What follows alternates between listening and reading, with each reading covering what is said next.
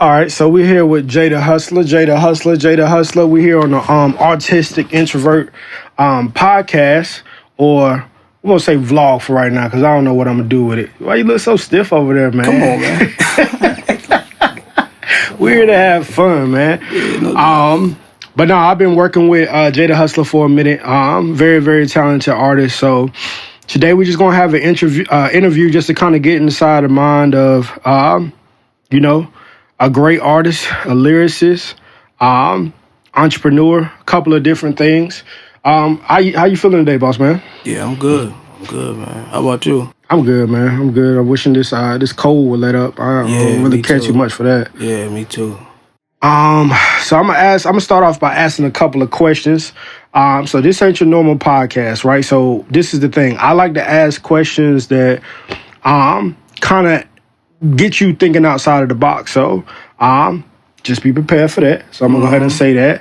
But before we get into this, is there anything that you want the fans to know about you? People that don't know who you are, people that are running into you for the first time. This is their first time ever hearing about you. Why don't you introduce yourself? I know what I did. I want you to introduce yourself. Jada Hustler. I've been rapping, since I was 12. Just now I'm able to put it out, for everybody to hear, and I feel like, I feel like it's a talent that's given, you know what I'm saying? Like, and just like singing, some people are able to sing, some people can't sing. I feel like that's a natural talent, and I want to share it with the world, pretty much. That's fire. That's fire. So do you feel like you're able to sing? Able to what? Sing, yeah. Nah. Hey, man, you never know. I heard that vocal cords with muscles, so, you can train muscles. Yeah, I don't think I can sing. I can rap, though, What inspired you? I know you said, you said the age of 12. What inspired you to, just kind of, so being an engineer, artist, and a couple of other things on myself, one of the most common things I hear for artists, right, is they'll say, I've been doing this for a minute, but I'm just now to the point where I'm taking it serious, right? So give me a somewhat of a timeline where it was like, okay, you could rap, you're 12 years old, all the way till now. You know what I'm saying? Yeah. And so, as life happens, you as an artist, you evolve, you grow as life, is pushing you along the way. So give me like a brief little time lapse of, okay, I can rap to, I'm about to take this serious. I mean, well, like I said, I've always been able to rap. Well, like I said, since I was 12, that's a long story. Then just, being out in the streets and stuff, I got locked up. Was locked up for 10 years in federal prison. And, did 10 years and then got out. Then it took a long time once I got out to getting back into society. Facts. You know what I'm saying? So that was a process. And now now I'm able to put the music out, because I'm not looking for a record label, not looking to be signed or none of that, you know what I'm saying? So I can just put the music out myself, so yeah, that's pretty much how that went. Like, from that age, rapping, because I was always a quiet person. Facts. You know what I'm saying? So I would write my thoughts down and stuff. That's what I mean by, like, it's a natural talent. You know what I'm saying? It's something that I do naturally. And then, got locked up, was locked up for 10 years, and I got out, and it took, it might have took about, 7 or 8 years for me to feel, get accustomed to being back into society. You know what I mean? And now it's like, I could put the music out now. You know what I'm saying? Right. That's where I'm at. It's no better time. All right, so this segment, what we're going to call it is creative process and inspirations, all right? If you could collaborate with any artist, dead or alive, who would it be and why? Dead or alive? Dead or alive. Dead or alive, any artist. Well, I would like to collaborate with Mary J. Blige. You know what I'm saying? Like, she's soulful R&B singer, and she's a hell of a dancer. Yeah. Yeah, but I always love Mary J music, you know what I'm saying? It's like soul music. So yeah, I would love to collaborate with her. Um yeah, it's a lot of other artists that I would like to collaborate with. Yeah, I think that's a good pick because I think whenever you're an artist, like you want to have that diversity. Like you wouldn't want to collab with somebody that's just like you. You feel what I'm saying? Like sometimes you need that expansion. You need something that's going to kind of take you to another horizon. So I can see that. I can see that. Yeah. Let's see. What's the weirdest place or situation you've ever gotten inspiration for a song? The weirdest place or situation that you've ever got inspiration for a song. So something that's happened that was just like, well, I would say the song that we did together, the "I'm Sorry Baby" song. Like I was driving in the car and then I was listening to the beat and it just dawned on me like, damn. Facts. Like, damn, I've been foul. Like I felt like I was foul doing wrong at the time. Like, damn, man. And then the words just came to me, you know what I'm saying? So that's a situation where that happened. Yeah, I feel like that kind of runs a little bit deep. Like whenever you kind of going through like real life stuff, like songs just write themselves. Yeah, no doubt. Some stuff though, and you let me know if you agree. Some stuff I feel like as I've grown older, I feel like some stuff doesn't belong in the song either. Like say for instance, you going through something and you like, nah, I'm not gonna put that in the song, right? You feel what I'm saying? Like, but it's definitely gonna connect with some people. But it's just like, nah, you kind of gotta put you over that. Because even when we did that collab, like I was like, we were going through whatever we was going through, like relationships go through whatever. And so it was like, at that moment, it was like, you want me on this? Oh man. I can talk to this, you feel what I'm saying? No doubt. So let's see. Do you play any instruments? This ain't even, this is just random. No. Okay. No. Have you ever wanted to? Yeah. What instrument you wanted to play? Sax. Yeah, I never played though. You're a bad man. What about you? I played violin. I learned to play the violin in third grade. I picked up the keyboard. I tried the guitar. My pops played the guitar. I'm not good at the guitar.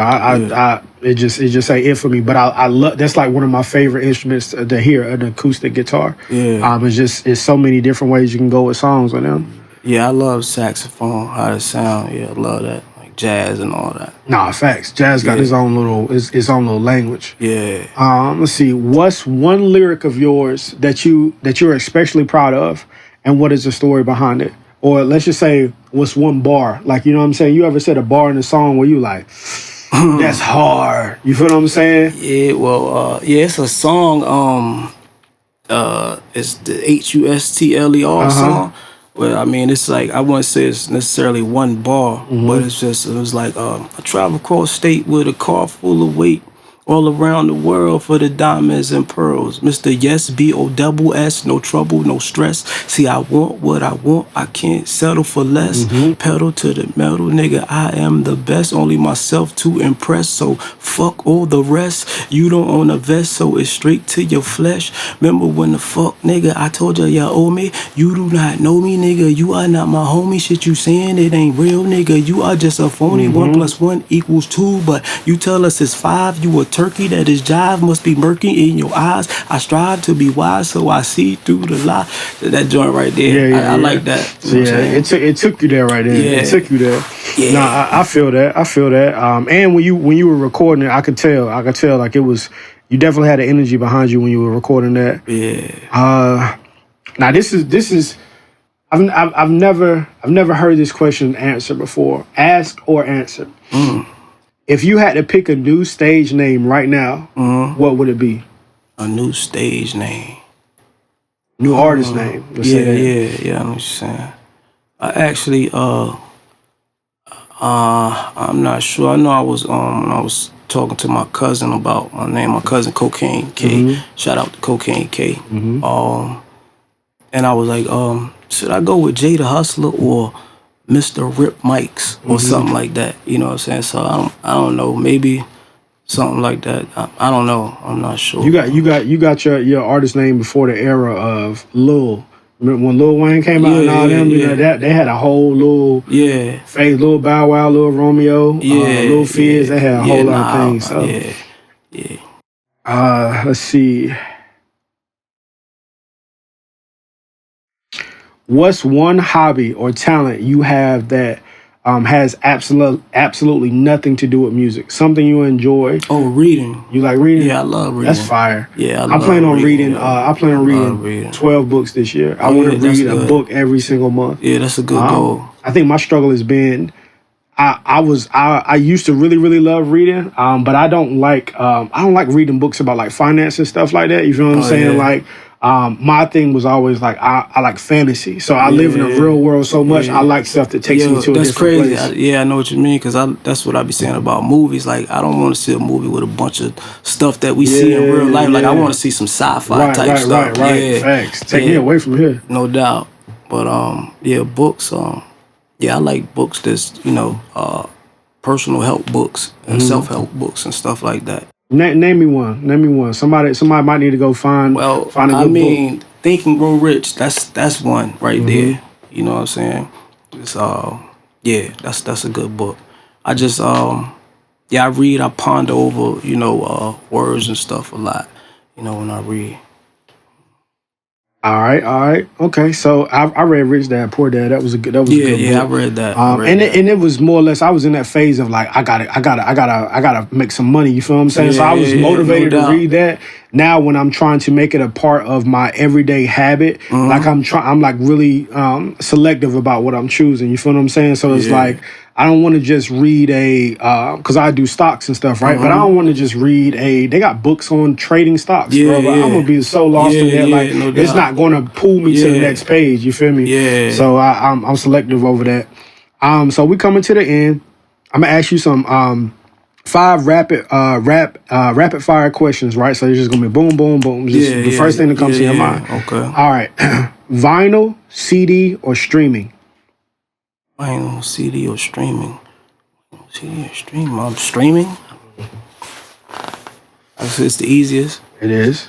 People make a whole lot less money on it though. No doubt. The first album you ever bought? First album I ever bought. I know the album I got caught stealing was R. Kelly 12 play album. Yeah. That aged well. As far as bought, I don't know about the first album I bought. I'm not sure about that. Yeah, I don't think dudes buy albums like that. Yeah. I just realized that, like, cause I in the era I grew up in, I knew how to get music. That's what I'm saying. Like people would sell. You can get CDs or whatever on the street. Mixtapes, boom, you get it. So, and that was that wasn't even. Sometimes it wasn't even a real album. Like you would hear somebody be like, "Bro, I ain't never heard that song before," and they were like, "It was on an album. The album you got might be a little bit different than the album that Buddy Up the Street got. You might be missing track 7." Yeah, you used to get a lot of mixtapes back in the day, like Clue tapes and all that stuff like that. Yeah. What is your dream venue to perform in? Dream venue to perform in? I never really thought about that for real. Rapid fire. I guess I'm gonna say Madison There Square. we go. I was right there with you. Yeah. We kind of hit on this, but we were talking about your favorite bars or whatever. But I'm gonna ask you this: what's your favorite song that you've written? It's this new music that I'm working on. Yeah. Probably I would say Burn Rubber 2. Okay. Yeah, it's a joint I'm coming out. I'm ready to hear that. I'm ready to hear that this year. All right. Last question. The best advice that you've ever received? The best advice that I've ever received? You mean in life or as far as music? Yeah, because your life affects your music. The best advice? I mean, I would say that I'm a Muslim, man, so I would say, there's only one God, you know what I mean? And Muhammad is his messenger. That's the best advice. Well,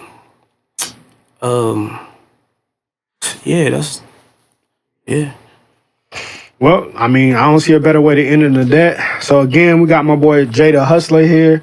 And like he said, just get ready for the new music that we got coming out. So I appreciate you pulling up. It was good talking to you. Definitely learned a couple of things about you that I didn't know, but I think that's why we do this. You know what I'm saying? We want to kind of get inside of the minds of a lot of times you just see an artist's name, but you don't really understand the artist behind the artist's name. So it was good to know Jay the Hustler. So we appreciate y'all for tuning in. No doubt. All right, we'll see you next time. All right.